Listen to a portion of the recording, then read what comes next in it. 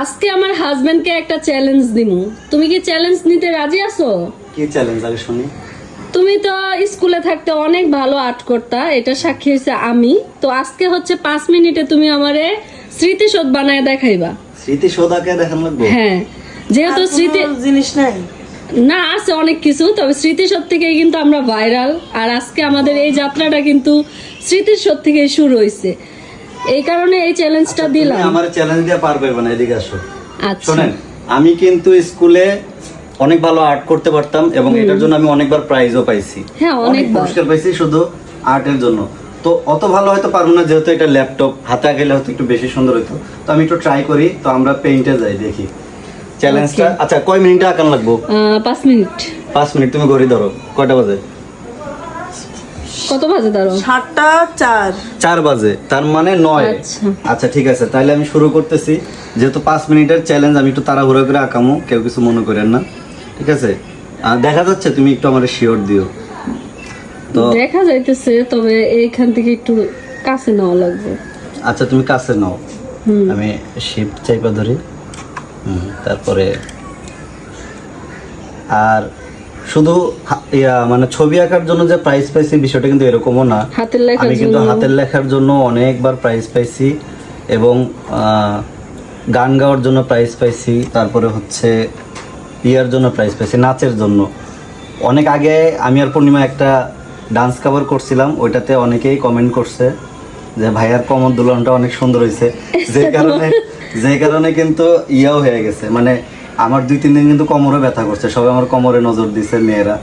তো যাই হোক, যারা যারা নজর দিচ্ছেন সবাইকে মাফ করে দিছি। আর দোয়া করেন আমি যেন 5 মিনিটে মানে কভার করতে পারি। পারো, সমস্যা নেই। আচ্ছা,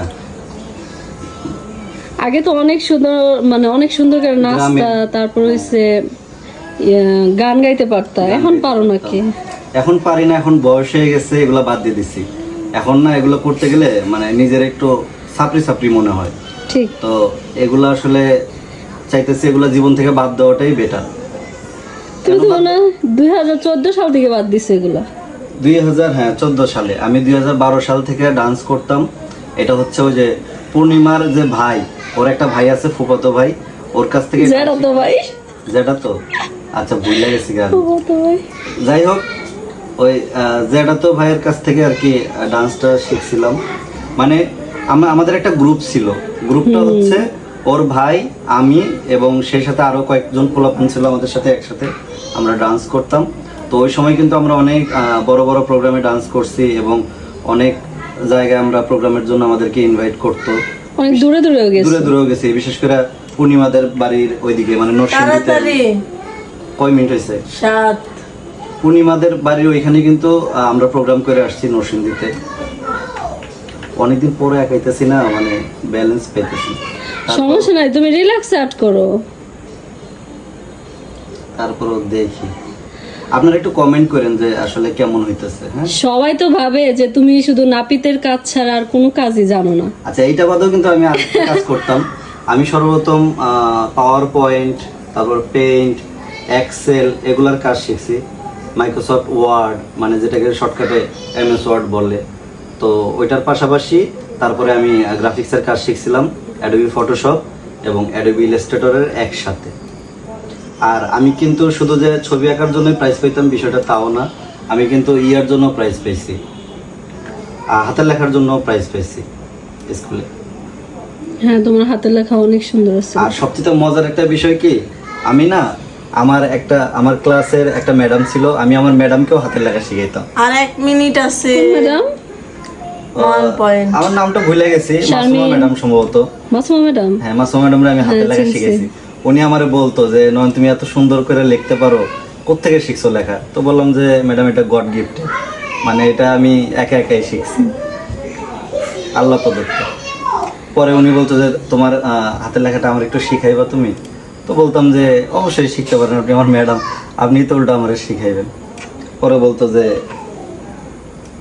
পরে ম্যাডামরে আমি টুকটাক হাতের লেখা শিখেছি এবং আমার ক্লাসের অনেক ছেলে মেয়েদেরকে আমি হাতের লেখা শিখেছি। পরবর্তীতে ওদের লেখা আমার চেয়েও বেশি সুন্দর হয়েছে। ওই যে বলে না যে উস্তাদের চাইতে শিষ্যর ইয়ে সুন্দর হয়, এটার বাস্তব প্রমাণ আমি পাইছি। আচ্ছা, সবাই একটু কমেন্ট করবেন যে আমার স্মৃতিশোরটা কেমন আছে। আচ্ছা, স্মৃতিশোরটা আমি একটু কাছ থেকে আরে, দেখাই। এটা তো সবুজ হয়ে গেল না। হ্যাঁ, কাছ থেকে এই একটু যে ফোকাস দেখেন। করে দেখো। আচ্ছা, সুন্দর হয়েছে কি?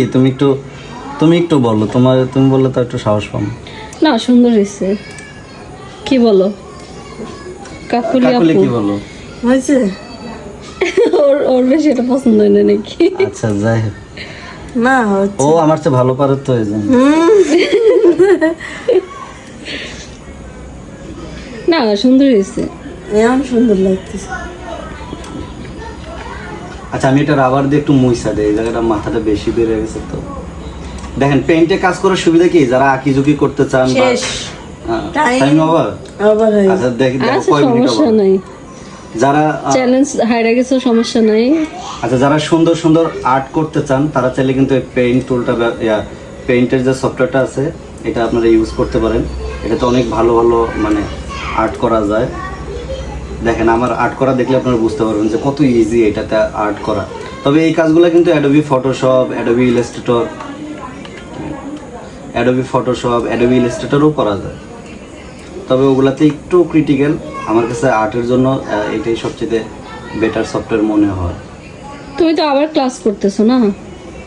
ক্লাস বলতে কি, আমি অনেকগুলো টুলসের কাজ ভুলে গেছি, তো এই টুলসের কাজগুলা আবার একটু ট্রায়াল দিচ্ছি যাতে করে আমি গ্রাফিক্সের কাজটা আবার শুরু করতে পারি। ইনশাল্লাহ পারবা। বেশি মনে হয় ফাঁকা ফাঁকা হয়ে গেল। 10 কয় মিনিট ওভার হয়েছে? 10 10 মিনিট না কতক্ষণ ওভার হয়েছে? আচ্ছা, 10 মিনিট কিভাবে হলো? আমি তো ভিডিও অন করছি, 7 মিনিট হলো। 60 মিনিট। আচ্ছা, একটু ছোট করে নিলাম। বুঝলাম না। 10 মিনিট না, মানে 10 বাজে। ও, তাহলে কয় মিনিট হলো? এটা তো মানে ওর 7 মিনিট হয়ে গেছে অলরেডি।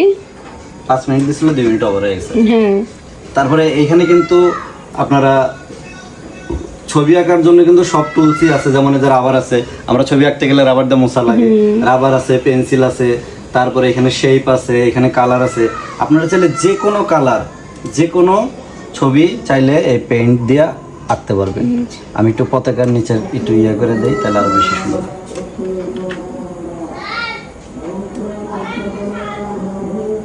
এখন একটু ভালো লাগতেছে না পতাকার নিচে? তো এখানে আরো চাইলে অনেক কাজ করা যায়। তো কত মিনিট হয়েছে দেখো?